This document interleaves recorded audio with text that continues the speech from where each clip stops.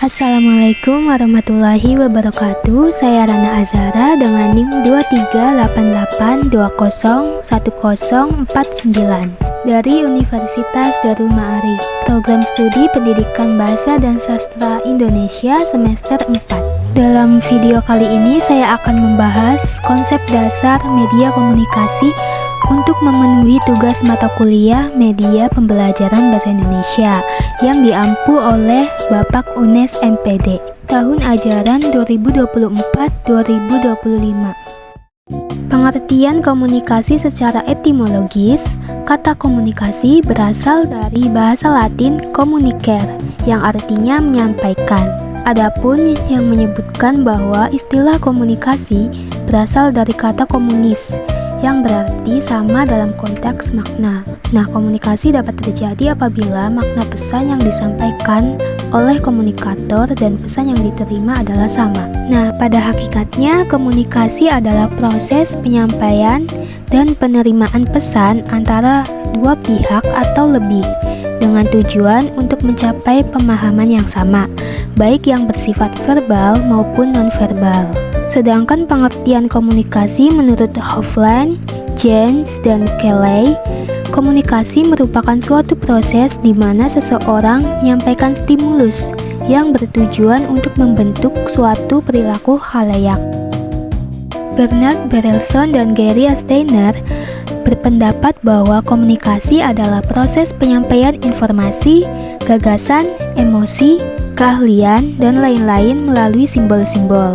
Adapun menurut Everett M. Rogers, bahwa komunikasi artinya suatu proses di mana sebuah ide dikirimkan dari sumber satu ke satu penerima atau lebih, yang bertujuan untuk merubah tingkah laku mereka. Nah, dari beberapa pendapat pengertian ahli tersebut, dapat disimpulkan bahwa komunikasi adalah suatu proses penyampaian pesan, ide, atau informasi dari seorang komunikator kepada penerima melalui simbol-simbol dengan tujuan tertentu. Selanjutnya, model komunikasi. Ada beberapa model komunikasi, diantaranya yang pertama, model komunikasi linear atau satu arah adalah model yang sangat sederhana. Arus pesan yang digambarkan bersifat langsung dari pengirim pesan ke penerima pesan.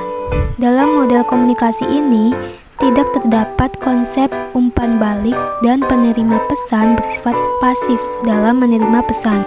Yang kedua, model komunikasi interaksional atau melalui jaringan internet. Nah, model ini juga dua arah seperti transaksional, tetapi biasanya terjadi dalam komunikasi melalui media seperti email atau media sosial.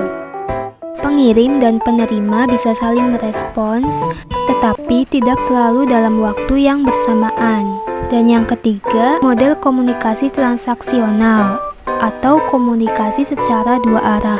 Model komunikasi ini menggambarkan peran antara pengirim dan penerima pesan saling berhubungan, sehingga tidak hanya bertukar informasi saja. Komunikasi ini juga dipengaruhi oleh situasi sosial, hubungan antar individu, dan situasi budaya. Materi selanjutnya adalah fungsi media komunikasi. Yang pertama, menyajikan informasi. Media komunikasi digunakan untuk menyampaikan berbagai informasi kepada siswa, baik dalam bentuk teks, gambar, audio, maupun video. Yang kedua, memotivasi siswa. Dapat memberikan dorongan kepada siswa untuk melakukan suatu hal. Yang ketiga, memfasilitasi interaksi. Dengan adanya media komunikasi, interaksi antara guru dan siswa serta antar siswa menjadi lebih mudah. Contohnya penggunaan aplikasi pembelajaran seperti Google Classroom atau platform lainnya yang dapat membantu siswa untuk berkomunikasi dan bertukar pemahaman tentang suatu topik. Yang keempat, mempengaruhi. Media komunikasi juga berperan dalam bentuk pola pikir dan sikap siswa.